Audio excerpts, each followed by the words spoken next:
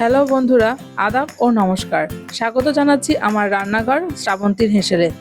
আজ আপনাদের জন্য নিয়ে চলে এসেছি রং, ঘ্রাণ আর স্বাদের মিলনে সুস্বাদু পাঁচমিশালি সবজি।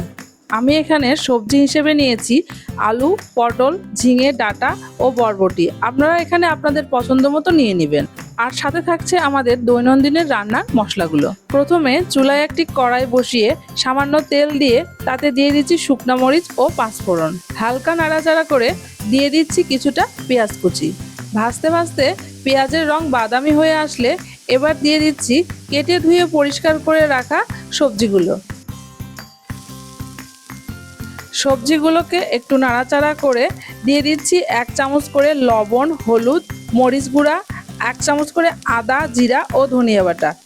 এরপর সমস্ত মশলাগুলোর সাথে সবজিগুলোকে ভালোভাবে কষিয়ে নিয়ে কিছুটা জল দিয়ে ঢাকনা দিয়ে ঢেকে দেব।